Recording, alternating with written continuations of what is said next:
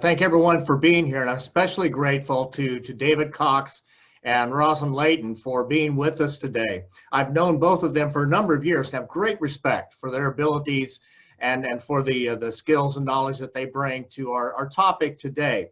For those of you that don't know the two of them, Dr. Layton is a visiting researcher at Aalborg University Center of Communications, Media, and Information Technologies. She's also vice president for a consulting firm, Strand Consult. Both of those are in Denmark. She's also a visiting scholar with me at the American Enterprise Institute, and I really enjoy working with her there. David Cox is no stranger to our audience. He's chairman of CANTO and is the head of regulatory affairs for cable and wireless in the Caribbean. He was previously general counsel for ECTEL. So we wanted to talk today about what are the kinds of lessons we are learning through this pandemic about this issue of the relationship between the communications networks and the content providers. Lots of different ways of framing that, but the most prominent, probably the most well-known, is this issue of net neutrality, which gets defined a lot of different ways around the world. So why don't we go ahead and just jump right into that. Roslyn, could you describe to us how you have seen that dealt with, how it's been defined around the world, how different countries have approached that general topic? Yes, well, Mark, it's great to be with you today. Thank you for this invitation, and it's great to see so many people joining us for the discussion, many friends and colleagues, so thank you. And you and I, Mark, have worked on this. We have written a paper together under AEI's masthead in 2015 called Beyond Net Neutrality, and we had wanted to say that, you know, there are a lot of other issues that we need to look at, but here we are in 2020 in the midst of the pandemic. But so for those who want to have a sort of fast overview, I do have a nice paper up on AEI that looks at 50 countries with net neutrality rules, which I put in sort of 3 buckets: soft, hard, and no rules. And essentially the way I define it is a sort of network regulation for ISPs. And when I did this analysis to look at how the various countries will define it, it was either they would take a consumer-centered view, or they took a kind of industrial-centered view. And in general, as I looked at ecosystems 5 years before and 5 years after these kind of rules, I found that the countries that use soft rules or no rules had better outcomes. And this has to do with the fact that essentially what the point of net neutrality is to constrain the ISP, to constrain its ability to sell its services, how you constrain it, how it manages its traffic, and who it can partner with. So if you want to have a situation with innovation, you need to have as many partnerships as possible in the marketplace. You need a certain level of commercial freedom to try new services, to try different kinds of prices. So this is what I found in my research project over 5 years. And interestingly enough, I looked at 2 countries very closely, Netherlands and Denmark, because they are very similar in terms of a socioeconomic, very highly advanced networks and so on. And I found a difference as much as 1/3 in terms of, in a country with soft regulation, there were many more apps being developed because the app developers had more ways to partner in the ecosystem. And whereas in Holland, the net neutrality rules constrained the capabilities for app providers to partner with telecom operators, for example. All right. So as I just kind of summarize, so there are lots of different approaches. You broke them into 3 categories, and your research was showing that, or at least finding that, the kind of hard rules actually hindered innovation on the edge, which is actually where the rules were supposed to help innovation, but you found the reverse happening. Yes. Okay, very good. So David, you've looked at this in a lot of different countries. You've been both a regulator and within the ISP industry. What are the experiences that you've seen? What are people trying? How does it vary from place to place? Yeah, thanks, Mark. Also, incredible pleasure to be here, and I'm very honored to be on with yourself and Dr. Layton. Look, I think that even before the pandemic, there was a sense among operators, and I have to say, I think it's a legitimate view, that net neutrality was sort of a solution without a problem.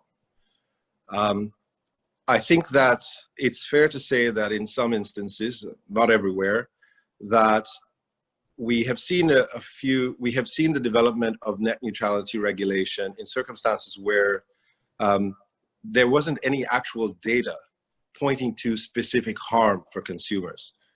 There wasn't actual research done to support the establishment and imposition of a whole broad range of rules, as Roslyn has said, designed to constrain the ISPs, which was based on a legitimate, immediate, and urgent concern that consumers were going to be harmed in some way by not having these rules. I think that we have observed in some places that there's been a sort of knee-jerk reaction by a number of regulators who have assumed that somehow net neutrality was absolutely essential, or have adopted a sort of policy position that they had to have net neutrality. And that's certainly been true of some states in the Caribbean, where regulatory authorities, without any, some regulatory authorities, obviously not all, but some of them, without any real hard evidence that consumers were being affected, that ISPs were acting in an inappropriate manner, that there was some real market failure, thought that it was necessary to intervene almost preemptively. And this was before the pandemic. I think what the pandemic has actually exposed is that it has actually sort of highlighted the fact that it was always, as I said, a solution to a problem that didn't exist. It was in fact unnecessary, and in many ways, the pandemic has exposed a number of the rationale, the underlying rationale for wanting to constrain operators. And if anything, we have seen that many of the concerns that governments and regulatory authorities were expressing pre-pandemic, they have gone 180 on those issues. So we have seen, for example, in the Caribbean and more broadly, governments actually asking operators to assist them in compromising privacy so that they can track people with the pandemic.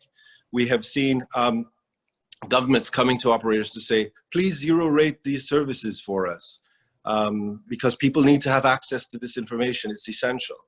All of which would be very difficult in circumstances where you took a very hard line on things like net neutrality.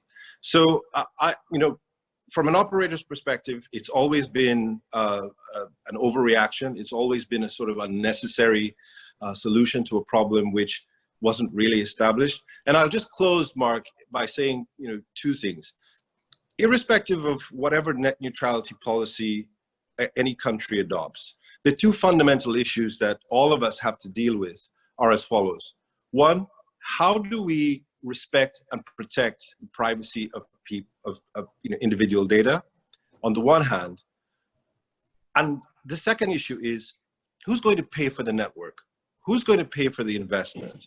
How will governments get the broadband services, the connectivity into the communities they want at the prices they insist must happen if we just can't, ISP's hands are tied about how they fund that?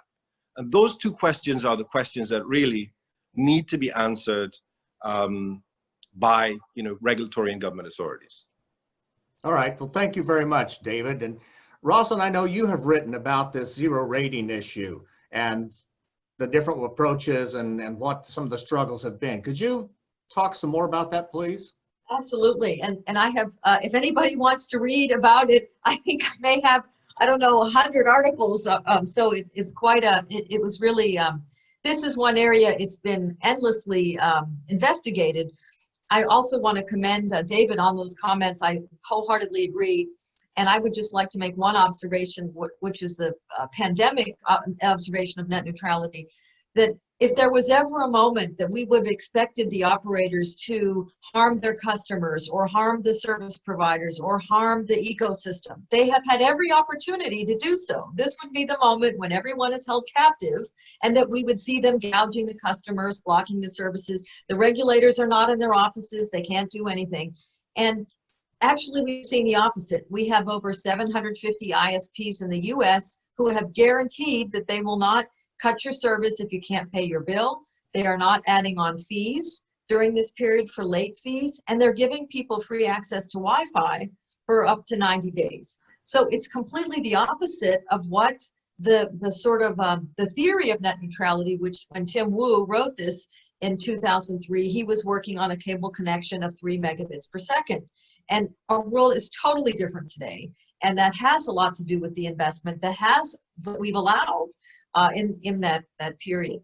But in any case, let me, there's a key example that I want to provide now with zero rating, which is so important, that very much the definition of net neutrality has evolved to be whatever the regulatory rage was at the moment. So first it was treating all traffic equally, then it was all traffic has to have the same price, then it can be nothing is allowed to be free, you know, so forth and so on, till we come to this issue that if Facebook was going to, you could access a Facebook app or something for free, that was against the neutrality concept. And this just exploded in India in 2015, 2016, where there were riots and protests and burning pictures of Mark Zuckerberg and so on. Unbelievable things. So what is interesting is that, so Facebook had this, internet.org. They changed it a couple ways to be a kind of an ecosystem called Free Basics, which was designed for people trying the internet for the first time. It was free for a period of 30 days for social benefit apps designed for, let's say, health information, getting a job, checking the weather, whole things related to things that you might use every day that were really important for you and that you didn't have to pay anything for. And so this was banned in India, but it was tried in 60 other countries.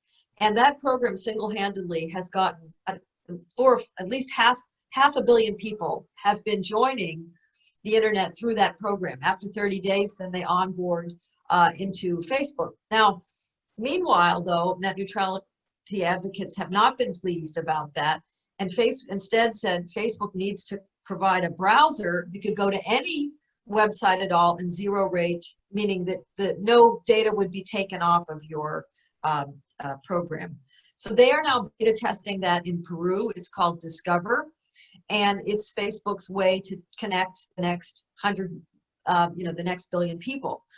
This tells us something very interesting, is that for people who don't believe the internet is useful, they won't adopt whatever the price. And so part of this notion is that so much of the internet content was limited in language, limited in accessibility, people who can't read, for example, limited in its content. And to get the next set of people online, we actually have to tailor the experience or the content to make it relevant for them.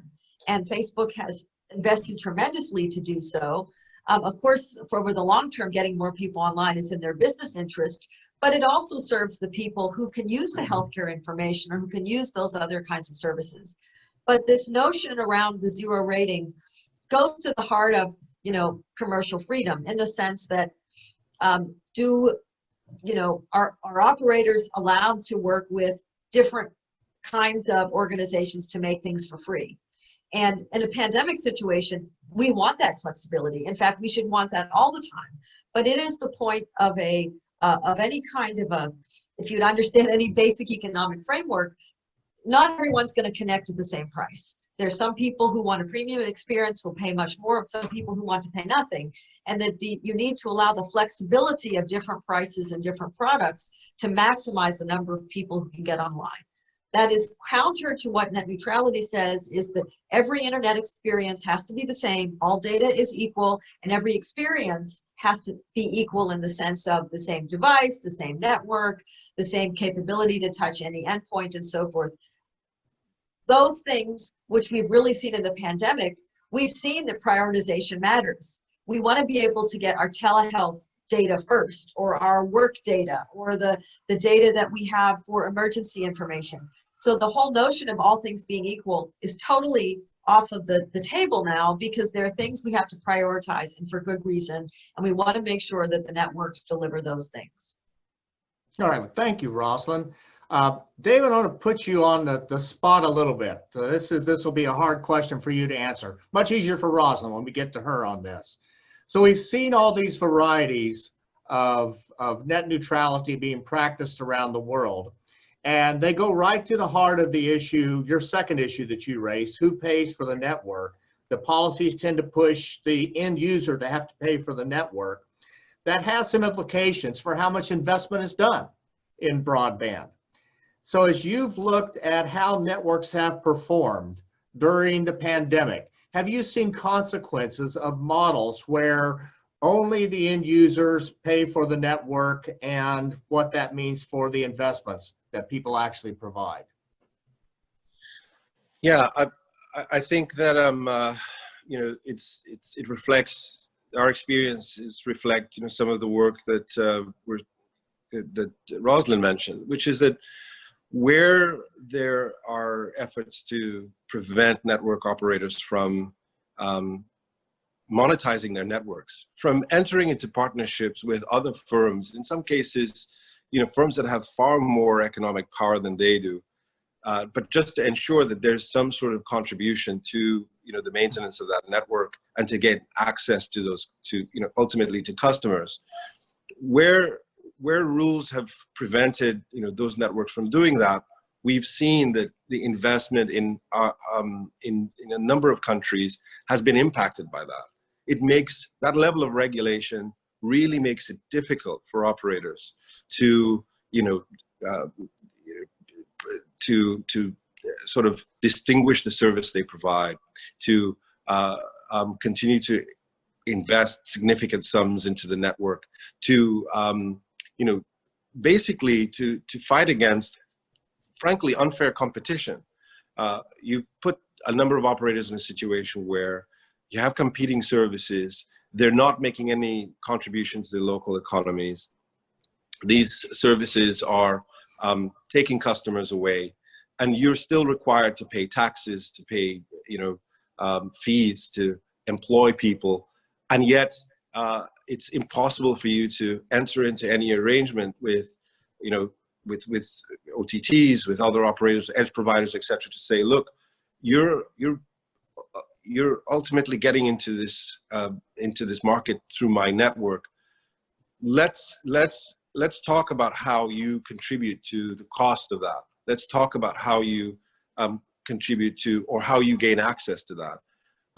So it does have a material impact, and what we're seeing in that, the consequences that we're seeing is that in some markets, the networks have just been, the incentive for companies to continue to invest is just so low, and that the networks now are old. They're the investment that, you know, I'm ashamed to say, the investment that should have been made wasn't made consistently over the years. And at the point of the pandemic, when people are most dependent on the networks, when people are beginning to realize and finally understand the network really matters, and maintaining that network isn't easy. It requires loans, it requires paying people to go out and maintain the network, and companies to spend money to keep those networks operating at optimal levels, while paying you know, the loans required to build them in the first place. People are beginning to understand that, you know, as I said, those networks really matter, and it's important that companies have that flexibility to, you know, make the most that they can of those, out of these networks, not without giving something back to consumers, obviously, not without trying to meet the legitimate expectations of governments and, you know, regulatory authorities to provide services to, you know, rural communities, to poor communities, to young people, not without making an effort as operators to address the digital divide. That is a key responsibility that every operator must meet. And you know, as a former regulator, I believe passionately in that. But at the end of the day, if government's ultimate objective is to ensure that operators can are providing services to the public for as low a fee as possible, and the rates at which that data is being charged are going down all the time, we still have to come back to this final question of how will operators be able to do so in the long term if they can't get a legitimate return. All right, thank you. Roslyn, basically the same question. Could you elaborate Sure. on how networks have performed during the pandemic and how that's been affected by the by net neutrality rules? Well, I think we have a very interesting case, because if we look at, let's say, U.S. and European approaches, because in the same year, in 2015, the U.S. adopted the Open Internet Order. The FCC adopted that, which was maybe at its time one of the most stringent restrictions in terms of ISPs. And then also in the European Union, there was legislation done to regulate the ISP networks. So what's interesting is 2 years later, the FCC reversed itself. It said that investment had declined by 5%. It highlighted a number of problems. Privacy was another problem. But prior to 2015, the issues of anti-competitive conduct on broadband networks were managed by the Federal Trade Commission. And they had done many broadband analyses. They actually brought a $100 million fine against AT&T. So they were totally capable of doing this.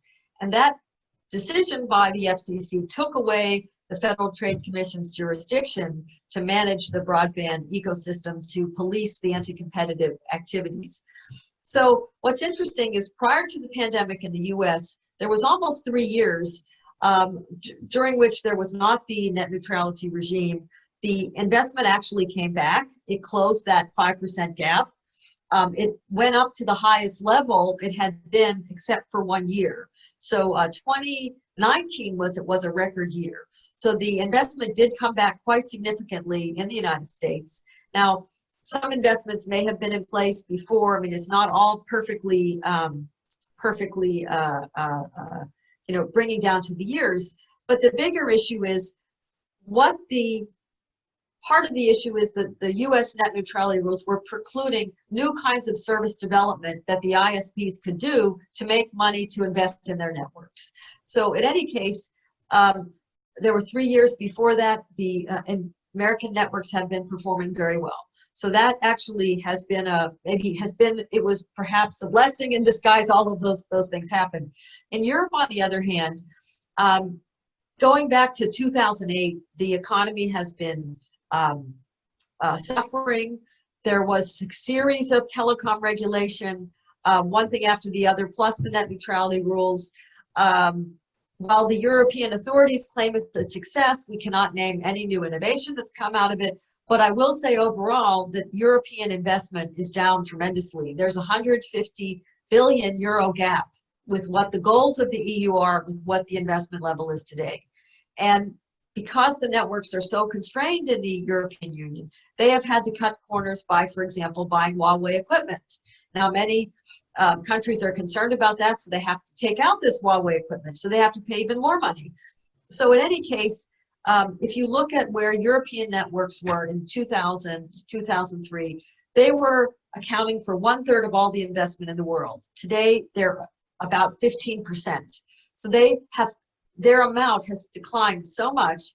Meanwhile, the other countries have increased the amount that they are investing. So U.S. has maintained a very high level. It's almost $90 billion a year, staggeringly a large amount of money.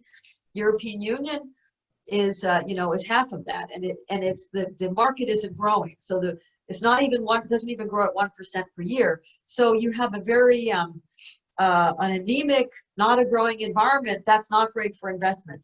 It's particularly a case because people want to have 5G, they want to have next generation networks, higher speeds, and all those things. But if the goal of the European Union was above all to have low consumer prices, that does not go hand in hand with investment. It does not go hand in hand with next generation networks. So, economists understand this. If you want to have one goal, you may make another goal suffer. But what I think, the U.S. succeeded at least to have a high level of investment. There are high speeds. That is important. High quality is there. And now we use the range of different pricing to make it more affordable for people. All right, well, thank you very much. So I've run over my time of being able to just ask you questions. I've got several more, but I want to go to our audience for questions. And as Sam had instructed people earlier, if you have questions, please put them in the chat, address them to everyone. And for the next maybe 15 minutes, I'll moderate those questions, and then we'll go into more of an open mic type approach. So please put your questions up. If you don't have any, I certainly do. But right now we have a question from Charlie Lewis. If you don't know Charlie, he's one of the sages of telecommunications from South Africa. I've known Charlie for a very long time.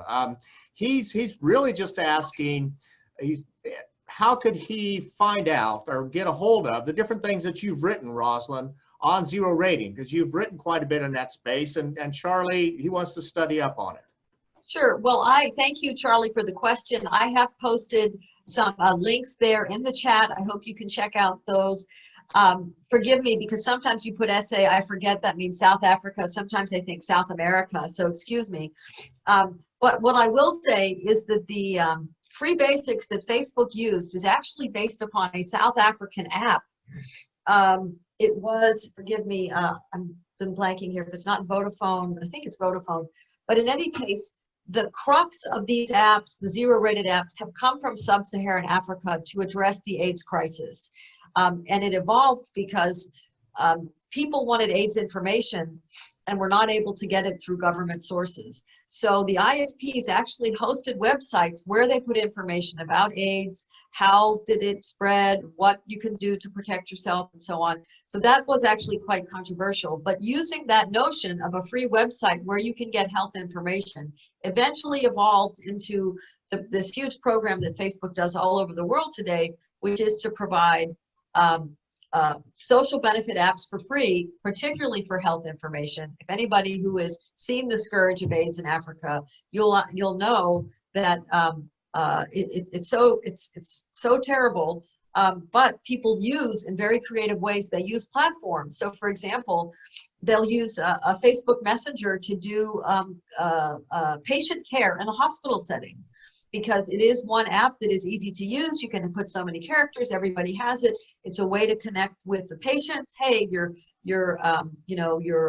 procedure's coming up. You may have to walk several hours to get there. There's all kinds of inventive ways that that Facebook is used in this in these extreme healthcare and AIDS context. Another big issue is free SMS for medication. How can you tell that your AIDS medication is not counterfeit? So one of the key uses of zero rating is using an app to tell, okay, I have this, how can I check the number on my medication, make sure it's not a fake medication? So there are a variety of these types of solutions.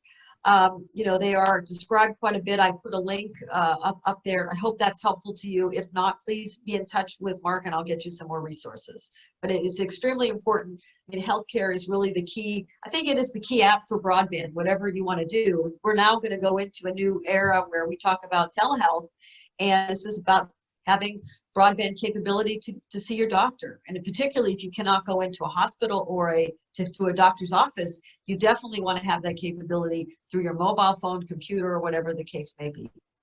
All right, thank you, Roslyn. I see that Sam has put 3 links in the chat to, I guess 2 of them are indeed Roslyn's blogs at AEI. There's also a paper on SSRN. So if there's any more, Roslyn, please send them to us and we'll make sure people get them. David, any advice from you on resources people should look to on zero rating or any other topic in particular while we're just on the topic of resources? No, actually, there are several very good articles which I can't cite right at this minute. But I did want to just get back to a point that that occurred to me while Roslyn was speaking, and it's really something that gets missed all the time in the regulatory discussion about net neutrality is this issue of competition. And Mark, I know that you know a great deal about this issue of competition, and it's something which, you know, a number of regulatory authorities really miss. And the competition I'm talking about is the competition for, you know, things like content. A number of regulatory authorities have, as Roslyn pointed out, you know, taken a very hard line on net neutrality in some countries, whereas others have taken a sort of soft approach. But it occurs to me that those regulatory authorities that have taken this, you know, all data must be treated the same and all data must be priced the same, really didn't understand how the market was going to evolve. It is as if they didn't see that, you know, that content was going to be such a driver for demand and such a driver for consumers, and that there was so much competition for content that, you know, that those sorts of policies were really just unnecessary, for the simple reason that at the end of the day, the incentive for operators to adopt, you know, measures that were in some way designed to restrict people's access to some content would ultimately only end up hurting that operator, because consumers would have so many choices in how to obtain content and in the content that's available, that it really wouldn't make much sense. And so that it seems to me that, you know, simple requirements on things like transparency, you know, having proper transparency requirements for operators to let consumers know what they're doing on their networks, is so much more effective than trying to legislate a rule which requires you to, you know, treat all data the same, which, as Roslyn pointed out, is really a fallacious argument. It's a fallacious or a misguided way of looking at things. And the other quick point I'll make is that there's also been an attempt, I think, by some to sort of pit edge providers and OTT operators against traditional or operators, network operators. And the reality is that all of those parts of the ICT ecosystem, they need each other. Those two sets of companies must have a symbiotic relationship, because they all need each other in order to get to the customer at the end of the day. And so it's you know, that I think is a realization that perhaps some operators have sort of come late somewhat to the party too. But even then, I think we've realized as operators far along, you know, much earlier than regulators do, that there is a great deal of symbiotic, there's a great deal of symbiosis between these companies. And what you need to do is to step back and recognize that trying to intervene in this wonderful thing called the internet at this point, without understanding all of the, you know, the intricacies of how that market is developing and working, is probably not the best thing, because you may end up doing more harm than good. All right, well, thank you, David. That was very helpful, and it's a great segue into the next question that we have. And this is from David Sappington, here, one of our eminent scholars here at the University of Florida. He said, both David and Roslyn have made compelling arguments against heavy-handed internet service provider regulations. But do either of you have thoughts on softer approaches, where maybe there's some sort of agreement on a symbiotic relationship, some self-regulation rules? Roslyn, why don't we turn to you first on that? So, you know, so what's interesting is that where I think there's quite a bit of consensus is transparency. And even the FCC today has adopted, even though they overturned the Open Internet Order, they retained the transparency requirements. So this is very much keeping with a Federal Trade Commission approach, where unfair and deceptive practices is at the heart of things. If you're doing things that you don't disclose, I mean, essentially the idea is you want to give the consumers choice, that the consumers should choose the sort of offers that they want, the content they want, and what have you.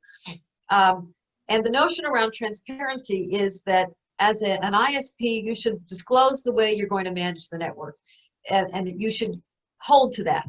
If you are going to restrict websites, you should say so.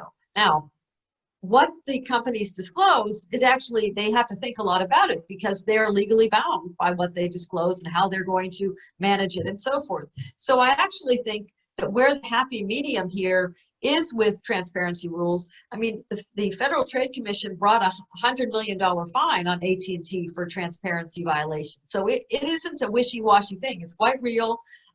Transparency rules are used very much in privacy regulation.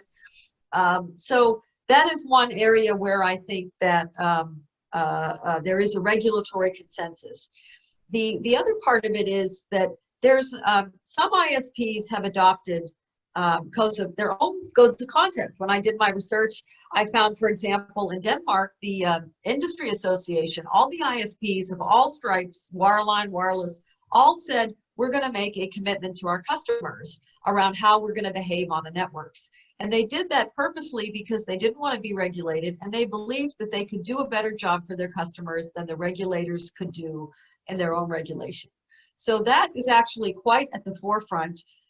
It's a small country and you can do that. And also because the operators wanted to be able to do new services in the future. So they had a history for self-regulatory models where they had adopted premium SMS, where they said for themselves, look, we want to build our business for the future. We're going to be a good citizen. We're going to act in a responsible way. And here's what you should expect from us.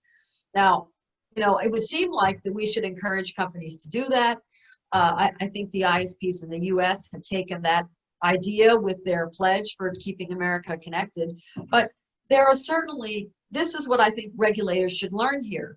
You have a gigantic toolbox of things you can do, right? To the extent that you can encourage the companies to do a right thing, you are a hero as a regulator. You can get the job done. You can grow the marketplace. You get more people connected without having to spend a lot of your time as a regulator. And by the way, you can be sucked into lawsuits as well, depending upon the regulations you impose. So it's one of those, it's the classic carrots and sticks kind of a question.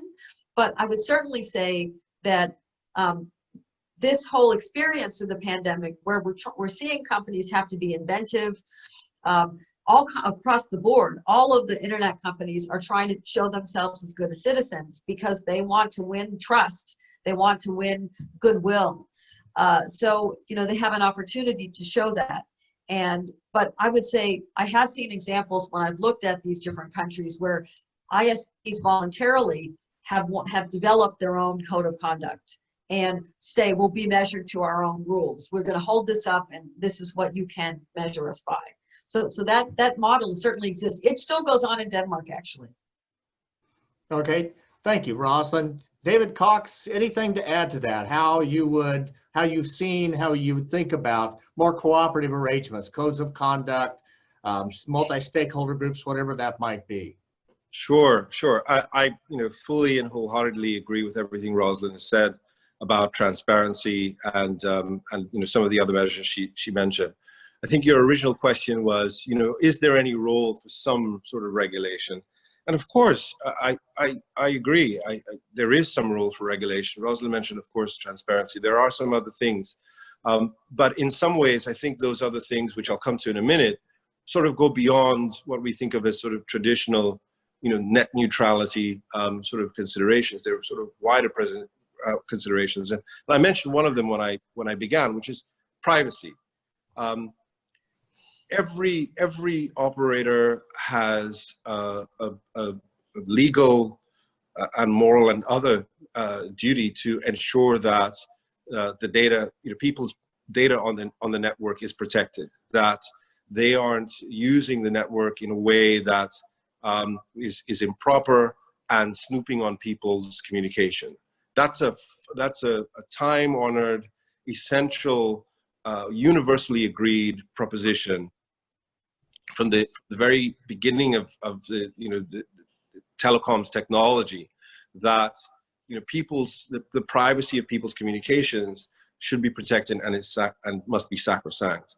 And by and large, if you look at what's happening across the world, in the United States, in Europe, in operators in Latin America and the Caribbean, that is a principle to which operators everywhere in the developing and developed world, they really observe that. And so there is always, I think, some role and some level of regulation that, as long as it's proportionate and measured and reasonable, is appropriate to ensure that people's privacy protected, that operators aren't using, technologies to snoop into what people are doing on the network in a way that is just, unacceptable in democratic societies.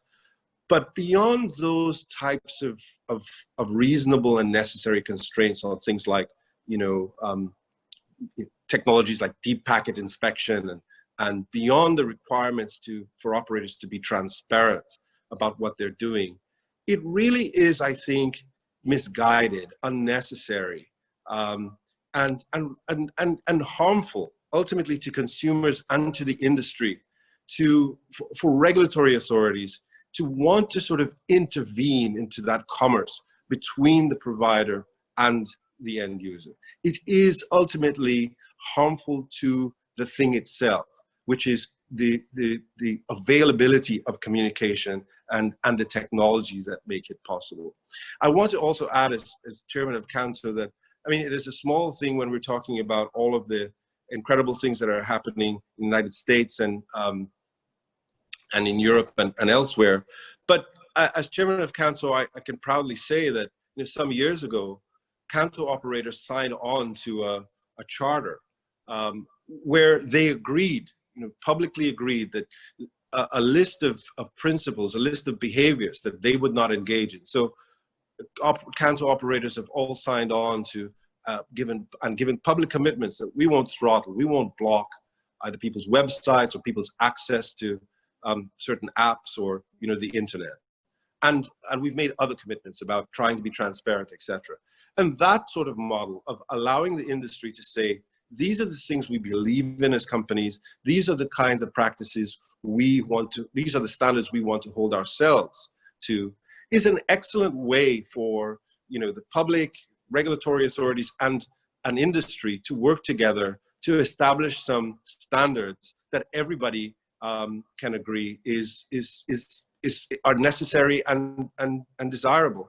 And you can achieve that without taking, again, frankly, misguided approaches by enacting legislation, whether it's regulations or statutes that attempted to regulate that commerce, as I say, that relationship between the end user and the industry. So there is a place for regulation. The question is, what is the level of regulation that we're talking about? I'll close on this point, Mark. I've deliberately avoided calling out specific jurisdictions in the Caribbean because that's the region I work in, and I have to make sure that I have good relationships with those regulators after the call. But we have seen some rather egregious attempts in certain sections of that part of the world to, again, as I say, insert the regulator's solution for something that it is really not the most appropriate agency to want to resolve. So if I were to use a quick analogy, it's like you have a medical patient, somebody goes into a doctor's office, and instead of allowing the doctor to make the determination about how that patient should be treated, some agency outside of that patient-doctor relationship says, no, we need a mechanic to look at and fix this problem with this patient. It's unfortunate, and I hope that as we see the development of the market and people learn more about the impacts of those sorts of policies, that some of these policies will change and approaches will change. All right, well, thank you, David. So Sam, I'm going to turn things over to you now. We have basically two questions out on the chat that we could raise. So Charlie has described what's gone on in South Africa. It'd be nice to know from his perspective not only what happened, but how has that played out now, does he think, during the pandemic? And then Roslyn has a general question for people in the audience about rolling out networks, how that's gone, how that might have been affected by these different types of regulations. So Sam, I'll turn it over to you. Sure, absolutely. Thank you so much, Dr. Jameson. So to all of our participants, this portion of our session you'll be able to share. So any experiences or any comments or any additional questions. So in order to do so, if you're using a laptop or a desktop, you would go to the bottom of the Zoom toolbar and you can select the participant tab, and then you can select to raise your hand. Once I see that your hand's raised, I'll unmute you. You're free to share your video, and then, go ahead and share your experience. If you're using a phone or a tablet, that Zoom toolbar will be at the top of your screen. But to just kind of go ahead and speed things up, since we do see that Charlie had a question in our chat, Charlie, I'm going to go ahead and unmute you now, so please feel free to let us know that you can hear us, and then go ahead and follow up with your question. Charlie, can you hear us? I can indeed. I hope you can hear me. We can, yes, thank you. Good. No, it was just, there seems in South Africa, for example, under COVID-19, there's been a widespread agreement on the need to zero rate content. And there have been a lot of initiatives to zero rate, a lot of educational websites.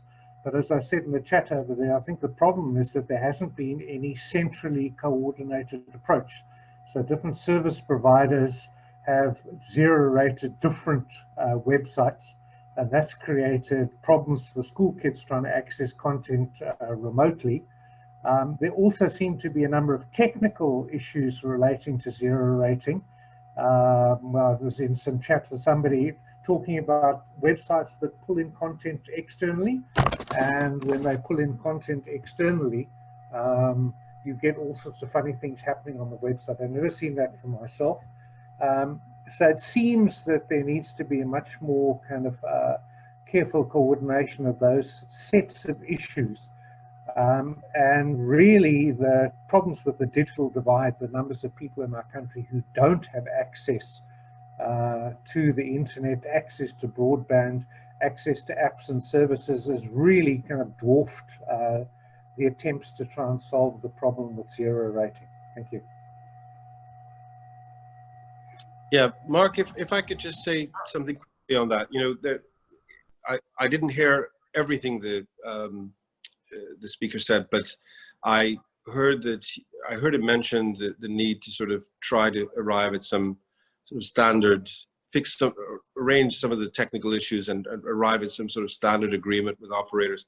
In the Caribbean, we've had in every jurisdiction where throughout the Caribbean, in every jurisdiction where we operate, we've had requests from government ministries of education, giving entire lists of sites, websites that they felt were important for zero rating, and operators have responded. We haven't been able to respond. Not every operator has been able to respond for the entire list, and sometimes some decisions have had to be made about how much zero rating is done, simply because so many people are connecting via the mobile network. And the issue is something that isn't well understood by regulatory authorities is where a lot of people are connecting via the mobile network, and you're zero rating some sites, you could quickly create a situation where the mobile network is overwhelmed. I mean, just imagine if in some countries operators had to zero rate YouTube, for example. The amount of consumption you would see would just crash the capacity of the mobile network, and there's no amount of spectrum that you could give free to operators that would solve the problem, and there's just no way to address that. But by and large, where governments have had a very clear desire and clear policy, there's a list of sites, there are a list of things they want operators to do. Operators have responded, and I think that it's been one of the success stories, at least for this region during the pandemic. I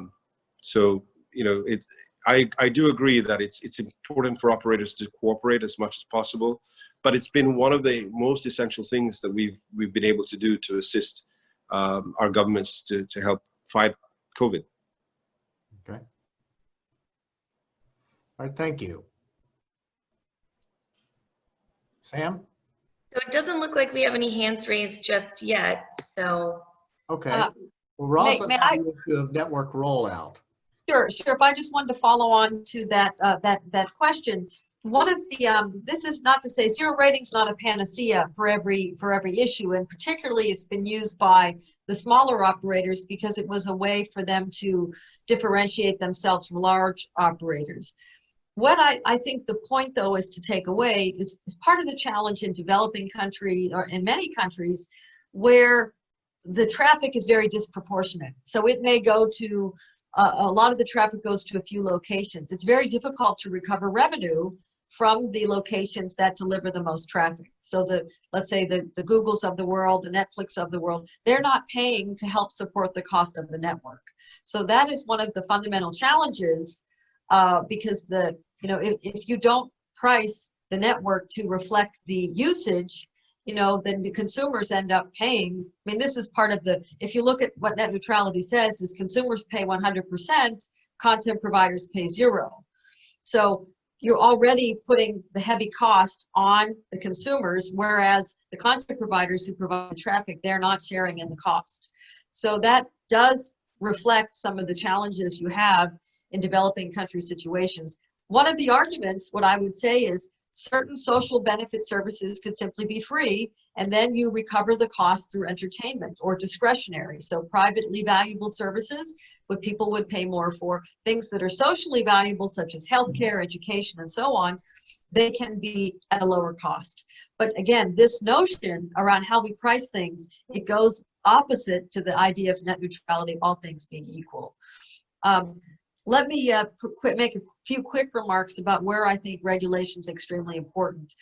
I think that in the part of net neutrality, this detour we've taken for a few years, it got telecom regulators away from, I think, some of their really critical roles in society, which have to do with, for example, spectrum policy, making spectrum available, and then making networks available. So, for example, if you're going to roll out a new wireless network or a new wireline network, there's a framework that the nation will have to adopt to enable the infrastructure to be built. So for example, if we look at 5G, it's a whole new network typology where you may have small cells in your neighborhood, on your corner, where the infrastructure is put on a street pole. Many people find this, they're not used to it. We're going through a major cultural change. They see this different sets of boxes on the street pole. How do we deal with that? The community will say, can you put some leaves over it? You need to paint it. So there's a whole set of issues now that we have the next generation of infrastructure coming into play. And part of what's so important for national telecom authorities is to help make that framework as rational and as predictable and consistent as possible. If in fact every single time you put up a mobile mast or a tower or a street pole, or you want to bring a wire line to someone's house, if you have to go and get permission every single time in every single way, the network will never be built. So part of the key role is for the telecom authority to work with the legislator. They are empowered to do this, where they develop the protocols and the procedures for moving forward. And it has to be respected in the community. It has to allow the appropriate level of the community interaction or what have you. And that's something that in the US, where we've gone through 2G, 3G, 4G, 5G, where there's always has to be an updating for the various next set of networks, so that people understand if you want to have the networks built, you need to have a way to roll them out. So, what's interesting now, just to bookend this with net neutrality, a lot of that was about wireline networks, which have constrained bandwidth. It's expensive to get a wireline to someone's home. Today, as we're moving to 5G, the world is not online today. They're going to get online by wireless networks. We now have speeds through the air that are fast as fiber. We have satellite networks, can also deliver fast speeds, 100 megabit per second, and so forth. This whole notion, we're getting away from net neutrality because we're looking at smart networks. Net neutrality was the dumb pipe. All the data just went in. It was all equal. Now we're talking about smart networks where we want to enable specific solutions or services, telemedicine, precision agriculture, where we have to have intelligence in the way that the service is developed and how it's configured and priced and all of that. So we are completely getting out of the kind of dumb pipe world. We're moving into the smart pipe world or the smart network world, and there we have to have all kinds of diversity and diversification and around how we price the network, how it's used, how it performs, how the service is configured, and so on. Okay. Well, thank you, Roslyn. So Sam, unless someone has their hands up, I want to give David Cox the last word. Is that okay? Sure, yes, that's fine. All right, We so do not go have ahead, any David. hands. We'll let this wrap us up. Mark, I just so fundamentally agree with everything Roslyn has just said. And something she said really resonated with me, given my role at the moment, which is that she didn't use these words, but net neutrality certainly has been a distraction. And operators in at least Caribbean, Latin America have found themselves in a very difficult position, in a paradoxical world in which regulators have been focused on something like net neutrality, which, again, as I said, there's been very little evidence or data suggesting that consumers are being harmed. And they have taken away their focus on things like, how to get the network into areas where it's just uneconomical to do so. So on the issue of actually reducing bureaucracy, helping operators to invest into areas that are, where the business case just doesn't justify it. Use, smart use of universal service funds, developing the right policies for regulators, for operators to compete, to get to the customer first. They have taken their eye off the ball while they've been focused on this niche issue. The impact of the pandemic has sort of painfully exposed that. It sort of painfully exposed that this priority of getting the network to people who need it most, with the right policy, by getting rid of roadblocks, by not being a difficult bureaucracy to deal with, is now sort of coming to light, and it's coming to light in a way that's very painful for all concerned. The last thing I'll just quickly mention is, at the same time that, from my experience, that the regulators have been doing that, they have also offered very little support and protection to the industry on this question of how do we sort of rebalance the terms of engagement? How do you protect operators from competition that's unfair and unreasonable in some cases? Things like online piracy, for example. There's been very little movement and very little effort on the regulatory front to deal with those things. So I wholeheartedly agree with and endorse everything Roslyn has said. Net neutrality, at least in the Caribbean and Latin America markets that I work with and I'm familiar with, has been a distraction. We've taken our eye off the ball in the public sphere on universal service, extending the network, dealing with rural and poor communities, and ultimately now we're all sadder for it. All right. Well, thank you both, David and Roslyn, for sharing your expertise. Thank you to the audience for being here. We appreciate that.